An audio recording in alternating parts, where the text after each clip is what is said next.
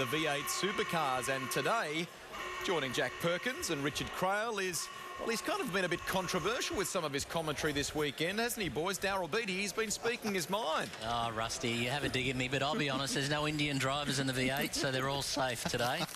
We've got some tasty subjects to touch on, though, Rusty, and I'll get Daz and Jack to talk about those in a minute. This is race 4. It's the big race of the weekend for the V8 Supercars in the MSS Security V8 Challenge this weekend. It's been a strange, interesting kind of format. We had a qualifying race where those that were running at the back of the field were dropped off. We had an interesting qualifying session. Yesterday, we had some carnage, and it made all the news. It was the big talking point, and overnight, there's been quite a lot of reaction to it. In a nutshell, James Courtney made contact with Jamie Whincup. That caused quite a large pile-up. The net result is we've lost Taz Douglas and David Wall from today's race. A couple of very hasty rebuilds overnight from a couple of other teams, and it went off. This might be a non-points race, but they are pretty serious here at Albert Park. Absolutely. As we see a massive crowd here in preparation for this race, and the two talking points, I guess, are crashes and tyres. Yesterday we saw a couple of big crashes. It's taken 2 cars out of the field and a lot of dollars worth of damage between the 4 cars. And why I say tyres is we've got soft and hard compound tyres. Each car was given 3 sets of soft, 2 sets of hards, and if you do the numbers, it means a lot of guys have used all their tyres already. So one guy that's looking pretty good is Fabian Coulthard. He saved a set of soft tyres in the earlier qualifying race we had, and other competitors used up that set of soft. So I'd be watching him as a bit of a dark horse in this one. And do you think it's fair to say, Jack, that, you know, watching yesterday's race, Fabian's car, even on a good set of tyres, he seemed to didn't hang on to those tyres for very long, so he dropped away very, very quickly with those softer tyres. Yeah, it's a good point. I mean, he reared up on the back of Will Davison for a lap or two, but then as the race went on, it looked like he didn't have the outright pace. And I tell you what, those FPR Falcons have been incredibly quick this weekend, and they have definitely been the ones to watch after starting the season strongly. Will Davison's our championship leader, but this is a non-championship race. Mark Winterbottom, guys, has been the man to beat. He has been the form driver, and I guess he's benefited from the regulation this weekend that the teams aren't allowed to pit both cars at the same time. So Mark Winterbottom's had track position. He's had the first call of the strategy in a way. So Will Davison's the guinea pig. Frosty gets track position. The result is that he's won all of the races so far. He's had to work for it though, Jack, because he had to fight with Shane van Gisbergen for one of them to get the win on the last lap. That's true as well. And there's a lot of pressure on the pit stops in these formats, you know. All the guys in the pits need to do a great job, and that's what cost Shane van Gisbergen early in the weekend. He had a slow pit stop, lost a lot of track position, and also the same with Jamie Whincup. The first race, the Team Vodafone guys made a mistake there in the pit stop, and he lost a lot of track position. So it's been very un-888 like this weekend. Craig Lowndes had to start from the rear field yesterday after doing an engine change. He got his way up to 7th, but the grid positions are determined from points over the 2 races, so he finds himself starting out of 18th position. We've had a lot of wet weather leading up to these races. It was good yesterday, and obviously all good this morning. How much of a difference, Jack, for these categories, dirty side and clean side of the racetrack today? It does make an incredibly big difference. I mean, the teams were greeted with a very green track on Thursday when they first hit the track in practice, and the times were nearly 4 seconds a lap slower. And the thing is, on the start straight, one side is always getting cleaner and cleaner. One side stays as dirty as it does at the start of the weekend. So if the cars are 3 seconds, 4 seconds slower on that dirty side of the track, obviously your standing start on that right-hand side is going to be very difficult. So Garth Tander on the front row alongside Mark Winterbottom. He's on the dirty side of the track, but he's also flying the flag for the General this weekend. The big news overnight that as part of his role in that contact with Jamie Whincup that set off that big crash yesterday, a 50-second post-race penalty for James Courtney in the number 22 Holden Racing Team car, and that has relegated him to a little bit further down the running order for the start of this. As we confirm, the grid will tell you where James Courtney starts in just a minute, but it is a battle of the factory teams on the front row. It's Ford Performance Racing versus the Holden Racing Team. Frosty and GT start from P1 and P2. Will Davison has been good all weekend, as has Shane van Gisbergen. Lee Holdsworth, a bit of a quiet achiever, and Fabian Coulthard, we mentioned, has that nice set of soft, sticky, fast tyres up his sleeve. That's true, and Todd Kelly there in 7th. That's probably his best weekend in a long time in the Jack Daniels Commodore. David Reynolds in the Bottle Falcon in 8th. Greg Murphy also doing a great job for Kelly Racing, and Jamie Whincup coming from 10th there. So this should be a great race. Like we said, this is the combined points from the first 2 races, and there's a combination of guys, on soft tyres and hard tyres, as we see Rick Kelly out of 11th, Patrizi doing a great job in 12th, Tony D'Alberto in 13th, Stephen Johnson 14th. And as Dick Johnson Racing have been in struggle street this weekend. In qualifying, they had all 4 of their cars 19th or worse. So for Stevie J to go from 14th is a pretty good comeback so far. Yeah, and you know, today's, I think they've probably done a fair bit of work overnight, as Garth said a little earlier in that interview with Will. It's a development race as well, and you guys know better than me, but I would imagine they've probably made some pretty big changes to try and see what they can get out of the car. The other point, Jack, is we talk about the dirty and clean side of the track at the start, but how different is it for guys starting on the soft tyre compared to the hard tyre? Is there much of an advantage? Well, there is and there isn't. I mean, some people say that a new soft tyre creates a lot more strain on all the drive line, and it can either work as a good thing or a bad thing. But, I mean, ultimately, the starts are, it takes 3.6 seconds to get a cracking start. That's 0 to 100, so 3.6 is the number we talk, and normally the soft tyres are more consistent at getting at a good start. But, look, clean, dirty side of the track, soft tyres, hard tyres, this is destined for a good race. Hasn't Campbell Little been around for a while? Lovely guy, but a man that's got a lot of knowledge about V8 supercars. Just over 3.5 hours until the start of the Formula One Qantas Australian Grand Prix. There's an energy around this precinct today. Massive crowd yesterday. There's a great vibe. 2 Aussies in the top 10. Dan Ricciardo, an awesome effort in qualifying. Mark Webber's looking strong. First time he qualifies in front of Seb Vettel here at Albert Park. And the Red Bulls aren't the fastest cars. Just can't take your cake, really, can he? It was a shock, wasn't it? And I think even you hear the drivers at McLaren, Button and Hamilton talk about today's race, and they just can't believe that Red Bull were off the pace. Obviously, we'll elaborate on more of that as we get to the lead up of the race, but I've just come straight from the back of the paddock area, and Tom Clarkson and I were walking around, and Alan Jones is here, our 1980 world champion. There's so many drivers from the past getting around in the paddock at the moment, and hopefully we can bump into a lot of them when we do a walk up the grid before the start of the race. So the regs for this, it's 15 laps of the 5.3 kilometre Albert Park circuit. There is a compulsory pit stop for tyres and for fuel. So we've got, it looks to be 8 or 9 cars starting on the soft tyre, and we'll work through those. They'll be pretty obvious. They'll be the ones going to the front quickly, but they'll need to stop. They'll get the hard tyre on at some stage during this race. You can see David Reynolds, car 55. The yellow light in the windscreen indicates that he's running the soft tyre, so keep an eye out for that over the course of this race. It will be a war, and the winner for the weekend pockets 100 grand, which is a very tasty reward when you're not getting any championship points. It's the Holden Racing team and the Ford Performance Racing team on the front row of the grid. Frosty versus GT, and we're away in the final race at Albert Park, and it's Tander and Davison round the outside, splits them, and he's going to lead them down to turn 1. It'll be a fight with the Holden down to 1. So that's Davison on soft tyres. The 2 on the front row were on hard tyres, and Will really needs big spin in the background. Cars going everywhere. Murphy and Patrizi spin. Doesn't look like much damage there, but as we get back to the front, now Will Davison needs to get to the lead and use this advantage of soft tyres. We've seen in the races previously, Will has always started on soft tyres, but the winners have come from the guys starting on hard tyres, and this is where the advantage comes from. He needs to get clean air and utilise that quicker tyre. This is interesting, isn't it? It's reverse of yesterday when Will came back out. Will was on the harder tyre. Garth had already had temperature in the soft tyre. Will did a fantastic job holding off Garth, but right now, as you said, Jack, Will's got to get on with this. He does, and like we said, you just need to get clean air, and it's these long flowing corners that really, where the soft tyre comes into its own, it gives the car a lot more grip, and hopefully Will can set up Tander for an inside passing move somewhere. Lee Holdsworth putting a move on Mark Winterbottom, who's gone backwards from pole position. He's 6th. And the Irwin Tools car's just slipped by. Fabian Coulthard just out of shot. He's one to watch later in this race as it evolves and grows. He's 4th at the moment, but he's got a set of brand new tyres up his sleeve for this one. So watch that Lockwood Racing entry. This is great for Garth Tander. The longer he can keep Will Davison behind him, the better it works out over the course of the race. And I think what we'll see here, guys, is all the hard tyre people will come in the pits this lap because they want to get the quicker soft tyre on, and that enables them, Will Davison, to have some clear track. So I imagine there'll be a big flurry of pit stops here. What's over a distance, if you had to run with a soft tyre, which they can't today, but over what distance, Jack, is it going to perform good for? Could it go 15 laps if it had to and perform really strong? Well, I think that's what we've seen in the previous races, as we see Garth Tander peel a win, just as predicted, and Fabian Coulthard follows him, so this will be interesting to see. But as you say, soft tyres we've seen so far in the previous 2 races. Guys do 1 lap on hards, and the winners have come from the people finishing on softs.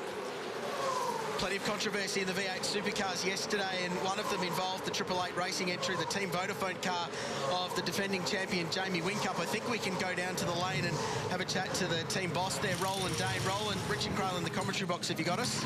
Yeah, I've got you. Hearing you loud and clear. Roland, a challenging day for the team yesterday, and a fairly positive response, I guess, in the media from you last night. Just talk us through your thoughts about that incident with Jamie and James Courtney yesterday. Well, it was a very unnecessary event. Unfortunately, first lap of what should be the weekend. That was a real shame that we lost the opportunity to have a 20 race in front of all the fans. So I thought it was unnecessary to be that aggressive at the start of the race. Given what we're here to do this weekend. But from our point of view, Jamie's car repaired okay, and now he's got 4 green tyres which have just gone on, and hopefully he'll have a really good run now. We're just about to see Craig come in as well. Yeah, Roland, Jack Perkins up here. It's an interesting point you make. Unfortunately, the spin down there caused a lot of damage to some cars behind, and one being one of your customers in Lucas Dumbrell. So those guys, unfortunately, out of today's race. You've recently re-signed both Jamie and Craig for another 3 years, so that's good news for your team. Yeah, it's good news. It means that Jack can't get a drive with us for longer. It's great. The continuity for us in our program going forward for the next few years. Roland's V8 Supercars at the moment. It's Darryl Beattie, but just quickly, Formula One's in town. You've got a lot of friends in town. Martin Brundle and all the guys. Who'd you pick for today, Roland? I'm certainly rooting for Clarence. I hope Jensen can win the race later on today. Roland, thank you for your time. We appreciate your input and enjoy the rest of the race. Hope it's a successful one for Team Vodafone. Thanks, guys. Roland Dane in the lane, looking on pensively as Jamie Whincup works his way through the field. He's setting reasonable lap times at the moment. He's a long way down the pack, but he's got soft tyres on. Watch for the Team Vodafone cars to come through as the race evolves. So we're watching 2nd and 3rd on the road here. This is Shane Van Gisbergen and Stone Brothers teammate Lee Holdsworth. Lee's the fastest guy on the track. He's just done a 1:57.7. He's nearly a second a lap quicker than Shane that lap before, and he's only 2/10 quicker than Will Davison. So he's the quickest guy on the track, and these guys are going to want to not battle. They're teammates. So Ross Stone, instructions are you can race, but don't trade paint between teammates. I've driven for Stone Brothers, and that's the key word. So Lee, with a quicker car, he'll want to get ahead of Shane here. Ian Shuttleworth has Lewis Hamilton as he makes his way into the Albert Park precinct. Shuts. Lewis, an all McLaren front row. You have to be pretty happy with that. Absolutely, absolutely. Very happy for the team. What about last night? You would have slept a very content man. Did you have the perfect preparation, really? Yes. What about your support from the fans here? I'm sure you'd just love to deliver on the day for them as well. Incredible here. Every year it just seems to get bigger and bigger. The support we have here is fantastic. So this is one of the best Grand Prix of this whole season, that's for sure. How heartening is it to just know at the back of your mind, at the very least, you've got a very competitive car this season? How hard is it? What? How heartening is it to know that at the very least this year you've got a competitive car? Oh, it's incredible. It's a great feeling, to start the season like we have already so far. It's been a long time since we've done this, so I'm very proud of my team. Well done. Cheers. He looks confident, he looks happy, he looks relaxed. McLaren look good. He's got to be a chance today, surely. Oh, a massive chance, and he's, I think the thing you need to remember there, and he touched on it, is that McLaren have not started a season like this in about 2 or 3. There's a bit of a touch in the V8s with Craig Lowndes. What's happened there, Craig's come out from his pit stop, and Michael Patrese was on a flying lap who hadn't pitted that lap, and they're just fighting over a bit of real estate into turn 1. Doesn't look like Shane Van Gisbergen's got the pace here, guys. That's Reynolds all over the back of him, and he's going to execute a great passing move here into turn 3. So that's Reynolds moving up to 3rd on the road. Yeah, it's interesting, Jack, when you sort of look at those splits over the last few laps and then the lap times, both Will Davison and Holdsworth looking pretty strong. And then you got to sort of drop down Van Gisbergen. As you said, he dropped off there a little bit in that last lap. And then Reynolds has got good pace as well. It's interesting, Van Gisbergen's actually on hard tyres, so he's running a really strange strategy here. I'd say he's used up all of his soft tyre allocation, so he's going to probably split the race into 50-50. We'll do half on hards and see if we can split the difference between our pace in the first half of the race and the second half. Well, Will Davison leads the V8 Supercars final race of the weekend by 2.9 seconds, but he's yet to stop. A couple of forwards in the top 3 as we take a break. Come back to Albert Park shortly.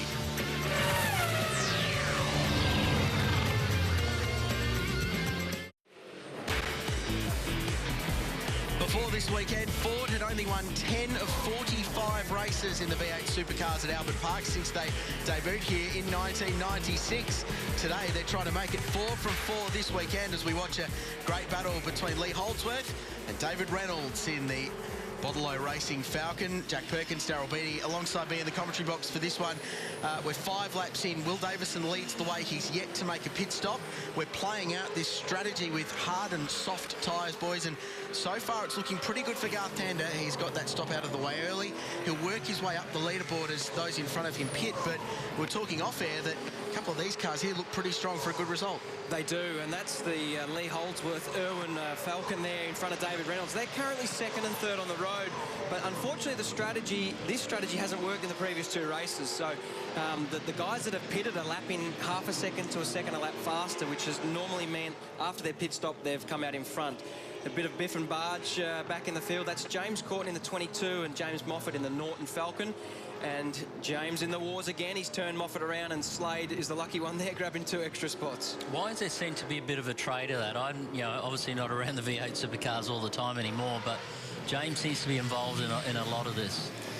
Well, look, I mean, a lot of people got their own opinions, but once you're buried back in the pack, it's an angry little pack, and, there's a bit of speed difference between the cars. Some guys might be on better tyre sets, and we're racing car drivers, mate. There's egos getting in the way, and you always want to beat the competitor in front of you. So he really needs to qualify better, so he's not putting himself in that situation. Yeah, ultimately, James proved over the years that he's quite a capable driver. Won the championship a couple of years ago, and just finding his feet in the Holden Racing team. Holdsworth, good pace at the moment, 1:57.7 last time round. 4.7 seconds behind Will Davison. Will McCloy. Yeah, as you can see, a little bit of a spillage down here in front of the FBR garage where the leader of the weekend, Mark Winterbottom, has come in, as well as Shane Van Gisbergen. Now, they came in, did their compulsory pit stops. As you know, you wouldn't normally pit in a 15-lap rate, but they got compulsory pit stops. It was a decent pit stop. They both went onto the soft tyre. As you saw before, Shane Van Gisbergen was having a little bit of trouble getting overtaken by David Reynolds. But as you know, Frosty just has to keep it straight and keep out of trouble, and he'll win that 100 grand. So even though there's a spillage, no real problems for Frosty. He's just got to stay out of trouble and pick up that big check, boys.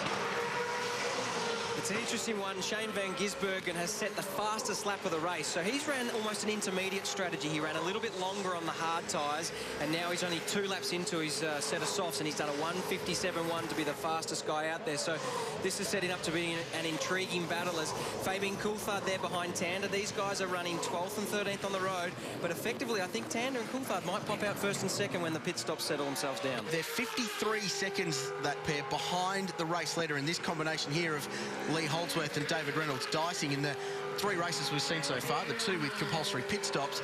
It's been that 48 to 55 second window to get a stop done and transit the entire length of pit lane. And remember, they've got to go the whole length of the Formula 1 pit at 40 k's an hour, as well as the V8 Supercar pit lane. So that's about the window. They wouldn't want to lose too much more pace to the leaders, otherwise they'll fall into that bracket of being bumped out behind Garth Tander and Fabian Coulthard. That's true, and it puts a lot of pressure on the pit stop crew. I can't harp on it enough. It's the drivers do their bit on the track, and then the pit stop guys have a lot of pressure. They're going to make sure their pit stops are done in as quick time as possible. As Will Davison, your current race leader, still lapping in that 1:58.7, and Lee Holdsworth, David Reynolds, about a second a lap slower now, so their soft tyres are starting to deteriorate now, Daz. The rear of the car would be oversteering a bit more. We're going to go back to Schutz. He's found himself a current Formula 1 world champion. Ian? What's the fallout from yesterday? How are you feeling about this evening's race? I'm looking forward. A McLaren-dominated front row. It's been a long time since we've seen that. What's your view on that? Well, I mean, they did a good job, so that's why they are in the front, starting in the front. But today we have a race, so anything is possible. What about your own thoughts? from where you're starting on the grid. What can we expect from you? Didn't hear anything. Didn't hear. I said, what can we expect from you starting from where you are on the grid? What's your expectations? It's always difficult to say. It's the first race of the season. I think race pace might look a bit different than quali pace, so we'll see. We're looking, you know, to get a couple of positions back and see where we finish. It's very hard to hear here with all your fans. The support must just be overwhelming. Yeah, it is every year. I mean, these guys are amazing, so yeah, life doesn't get much better than this for us. Good luck. Thank you. Sebastian Vettel looking reasonably happy ahead of today's race. We're watching a great battle side by side at 240 k's an hour. David Reynolds pulling a very nice move on Lee Holdsworth. The problem when these guys are racing like this is they cost each other time, and we saw Lee Holdsworth's sector time. It's nearly 3 seconds slower than Will Davison, so it just loses you an enormous amount of time. And while you're running second or third on the road here, it might not look so bad, but after that pit stop, 2 or 3 seconds could be 5 positions. That's how close V8 supercar racing is. Jack, in the lead up to the race today and what they'd learned over in the previous races up to this race on Sunday, why do you think Will has gone for the strategy he has gone for compared to the others, hanging out there on that soft tyre from the start? Yeah, it's an interesting question as Lee has come in the pits, as has Will Davison. So they've only done 7 laps on their soft tyres, which is interesting, which means they weren't in good nick to start with. So I think Will has had to run an opposite strategy to his teammate Mark Winterbottom. We spoke at the top of the telecast that you can't stack your 2 cars in pit lane, so only 1 car from a 2-car team can pit on the same lap. So you've got to run a bit different to your teammate. That's probably been the biggest thing. And I think he was comfortable starting on softs. He had good track position, but unfortunately it's meant that the guys starting on hards have ultimately won the races. So it's just the way. There's two or three different strategies there, and that's the way it's panned out for those guys. Well, this is where we find out where Will Davison, where Lee Holdsworth slot into the running order relative to Garth Tander and Fabian Coulthard. We're looking for the number 2 Toll Holden Racing Team Commodore, and there it is, Davison out in front. There'll be an overlap, but he will have just track position over Garth Tander. It's going to be a dicey outlap. Davison will have to be right on the money here, and Tander's going around the outside. He might just take Fabian Coulthard with him. This is great stuff. You don't know how hard that is for Will Davison. You've just come out of the pits. You're on cold, stone cold tyres. No tyre warmers in Formula 1. And look at that, Fabian Coulthard snuck through there. That was the dark horse at the start of the race, Daz. I said, watch Fabian Coulthard. So this is great to see in that Lockwood car. It's unbelievable, because that's nearly exactly what happened yesterday, but he wasn't able to hold Garth out there initially. Looks like Jamie Whincup has found his way into the pits. Will may be able to find out some further information on why Jamie's retired, but this is a cracking race up the front. Look, Shane Van Gisbergen snuck up the inside of Will Davison. This is exciting stuff, guys. That last lap Will Davison stayed out, he lost 8/10 of a second to these 3 cars that have now assumed what will be the race lead. That 8/10 of a second was critical. That's the margin. That's where he's gone from 1st to 4th. Exactly right. We spoke about that just before. The time you lose on the track, you'll never find back, and that's why it's so critical that all the pit stops and everything is executed well. And Shane Van Gisbergen, who has set the fastest lap of the race on lap 6, he's the one to watch here. He's got the headlights on, and he's catching up to the back of Fabian Coulthard. Well, you get the feeling this race has only just started to wind up. We're only just past the halfway point in race 4 of the MSS Security V8. Don't forget, our friends at Shannon's are offering you the opportunity to win a 5-day tour for 2 people to the world's most popular Grand Prix, the 2012 Monaco Formula 1 GP. Simply go to shannons.com.au/Monaco. Check out everything included, plus all the details for your chance to win. Back shortly.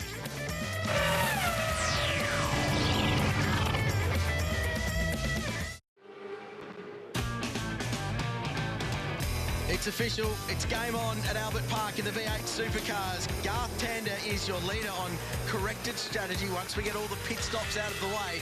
But Shane Van Gisbergen is flying in the Stone Brothers Racing Falcon, and he is closing in on the Holden Racing Team Commodore. He is, but I think Will down in the pits, you've got some info for us. Yeah, that's right. I just had to poke my head inside the 888 pits looking for Jamie Whincup. He's already up and out of the car. He didn't want to talk at all.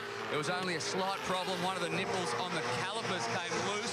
That's all that happened. Obviously, that pumps a lot of fluid out, and he's losing power, so he was straight into the pits, straight out of the car, and the end to a pretty tough weekend for Jamie. Thanks, Will. Yeah, what's happened there, it sounds like the brake nipple on the calipers come loose, and what happens is the brake system loses fluid, brake pedal goes to the floor, and that's one of the unsafest ways to drive a race car without a brake pedal. As we went to that ad break, we commented that Shane van Gisbergen was on the money, and he's got 3 lap better soft tyres than Garth Tander, and I'll tell you what, he's right on the money here. This is going to be a cracking race. Now, the other thing we need to look at, Daz, is the overall point score. This goes back to the old school way of deciding a winner in V8 Supercars with a round result. At the moment, the way they finish, it'll be Garth Tander on 252 points, tied with Mark Winterbottom. So every position Frosty gets is important. In fact, he's just gained one with Jonathan Webb pitting, so he goes to 260. So Frosty will get the 100 grand, but this battle for the lead will play out. The positions will change. This one's going to go right down to the last lap. It makes it exciting, doesn't it? And I think while we're in a situation like this in the race, a few people have said to me when I've been walking around on the weekend between the Formula One paddock and across to our compound at 10, they felt like, what about if you just played out a race here on the weekend instead of trying to change things so much when V8 Supercars come to Albert Park? What about if we just stuck with a soft tyre the whole way and watched the soft tyre go away, Jack, and watch them sideways and have to look after those tyres? It's an interesting point you make, because we've got a replay here of one of the Fujitsu cars. That's the Frenchman, the new guy, Alex Premat. He's just scraped the wall and used the mirror as a bit of a feeler gauge, one would say there. He's taken a bit of paint off. Gary Rogers would probably send him a bill for that. Looked more comfortable in the car this weekend than he did at round 1 at the Clipsal 500 Adelaide, as Garth Tander continues to apply the pressure to Shane van Gisbergen. We saw just before the battle for the race lead proper, the leaders on the racetrack, Jason Brighton, the Team BOC car that's been repaired, I think, 3 times now in the space of 2 weeks. It's had some impacts, but it's still going all right. They're still circulating, yet to stop. David Wall has just pitted in the hastily repaired Wilson security car from Brad Jones Racing, car 21, and Dean Fiore now second on the road, yet to pit. As we look at Jonathan Webb up the inside of Premat with Russell Ingall and another of the repaired cars slicing his way around the outside and just getting past the Frenchman. Interesting to see Russell Ingall there. He had a massive accident as part of that lap 1 crash yesterday. The crew down there did a great job to fix it, get it on the road. They worked till about 2 o'clock this morning, and a lot of damage there as a result of that. Hopefully Russell can finish the race and look forward to the next round. When you look at the V8 Supercars this weekend, boys, at Albert Park, and obviously their first round of the championship in Adelaide just a few weeks ago, what's your take on the championship this year? When they move on from here, who do you see as the... Obviously, we still have the hot guys at the front end of the field, but are the Reynolds and some of the new guys going to really shake them up? I think there's 4 standout teams, Darryl. You've got the Ford Performance Racing team, which Reynolds is a part of in a 3-car operation. Stone Brothers, they're doing a great job on the Ford side. The Holden Racing team with Garth Tander in the Holden land are doing a great job. And, of course, 888. They're the 4 standout teams, so that all those cars have had results so far this year. There was a series of laps in Adelaide that said to me, Jamie Wincup's still the guy to beat. Despite this tough weekend, he did 10 laps in a row at lap record qualifying pace to get himself enough track to pit without losing the race lead. It was unbelievable stuff to watch. It wasn't all-out dicing, warring motor racing, but it was really, really good, hard driving. I think 888 Team Vodafone still the team to beat, but I like SBR at the moment. They worked their way in with Lee Holdsworth. Van Giz is looking really good this weekend, and they've got a really good 3-car team too. And for Performance Racing, I'll just echo what you say, Jack, that it's more closer now than it has been for a couple of years, I think. It's a promising sign for the sport this year. Yeah, it is. And I must admit, we've got to give credit here to Fabian Coulthard and that Lockwood Racing team. They are doing an excellent job. Punching above their weight is a description that comes to mind. And we all remember last year on Saturday, Jason Richards, that superhuman performance in the same car. I think they're doing a great job, Brad Jones Racing. And JR overnight was awarded the Peter Brock Medal of Valour by CAMS. It's an award that recognises outstanding aspects of sportsmanship in our sport, and I think there would not be one person in the entire Australian motorsport industry, indeed the global industry, that would deny Jason Richards that. Our late friend, we lost him late last year, but always remembered by the sport. Brad Jones Racing, Team BOC are running a permanent memorial on their cars from now on in, which is great to see. And that drive, as you mentioned, JR, here last year in a Brad Jones Racing Commodore was awesome to watch, and we'll remember for a long time.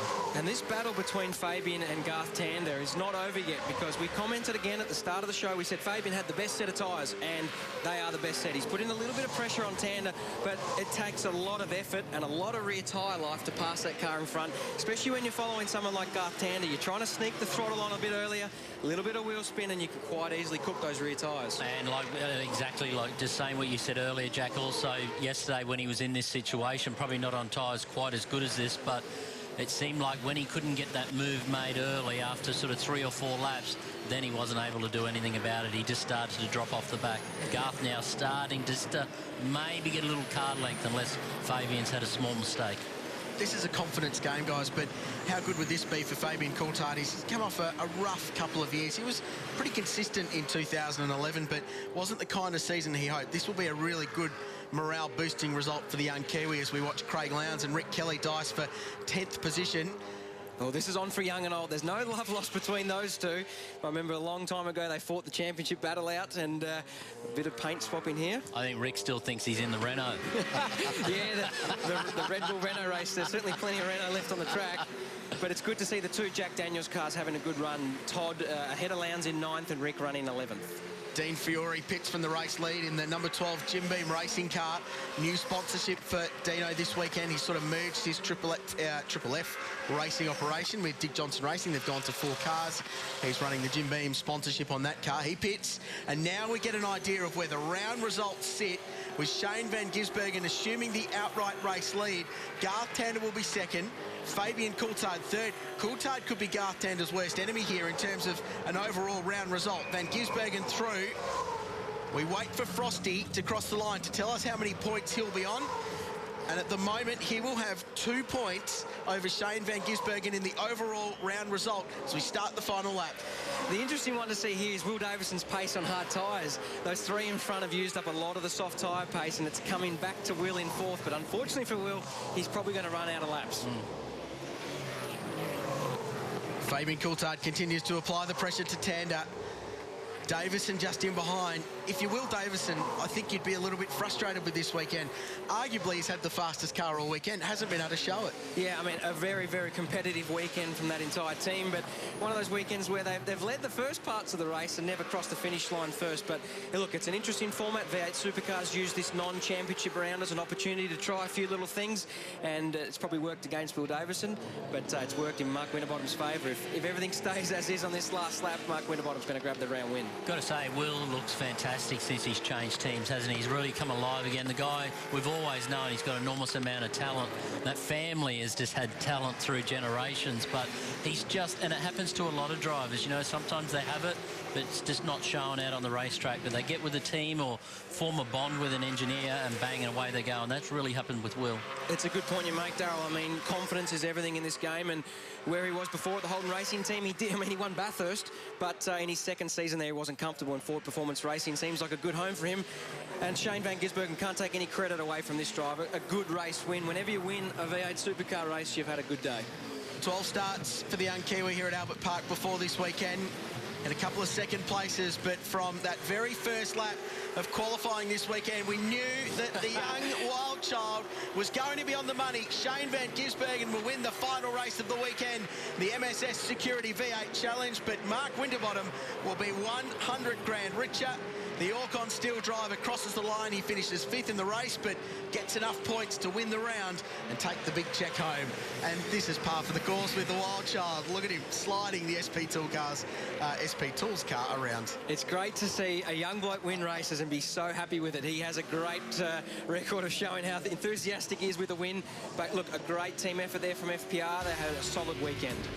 They're back, aren't they? There were questions asked of that team last year. Ford Performance Racing are back in business on the soft and the hard tyre. Van Gisbergen wins the race. Tander was second for the Holden Racing team. A great third for Fabian Coulthard. Davison 4th. Frosty wins the round, and 5th in that race. Did all he needed to do. Just ahead of David Reynolds with Lee Holdsworth 7th. Craig Lowndes fought his way to 8th. And the Kelly brothers 9th and 10th. Tim Slater, quiet weekend for him and P11. James Moffat and Stephen Johnson, the teammates from Dick Johnson Racing, 12th and 13th. And Jason Bright, Tony D'Alberto, Steve Owen, Michael Caruso, Russell Ingall in the quickly repaired Super Cheap Auto Commodore, Dean Fiore and Greg Murphy. Daz, Jack, thank you very much. Rusty, Mark Winterbottom will be a happy man. I think there might be some smiling faces down at Stone Brothers Racing 2 after this weekend's V8 Supercar Challenge. Well said, Richard. There certainly will be. And they've cranked up the music here in the Qantas Club Lounge. Everyone is getting excited about race start in the Grand Prix a little bit later this afternoon. We'll take a commercial break.